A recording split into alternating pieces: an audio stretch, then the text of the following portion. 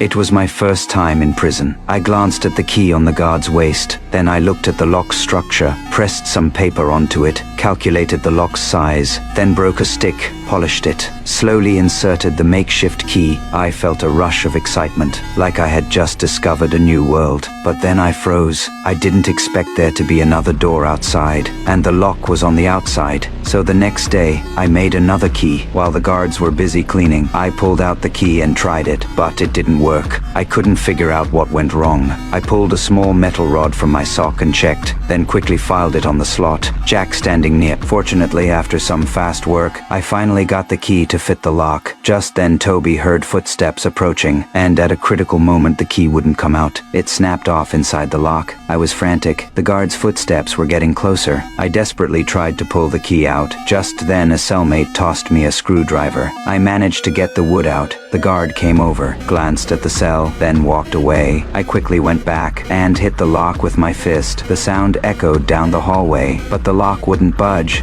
In the evening, the guard came back to lock up. He noticed the lock popped out, looked around and checked the lock, thinking it was broken. Inside the cell, I nervously looked up, worried the guard might notice something when turning the handle. Luckily, he locked the door without any trouble. I breathed a sigh of relief. With 2 doors passed, we decided to make a key for the whole prison.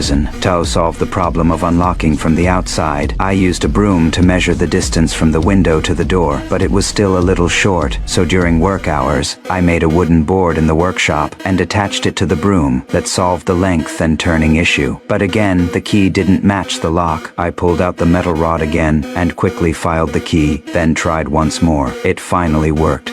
Then the prison sniper looked over at our room. I hurriedly locked the door, but the key slipped out of my hand.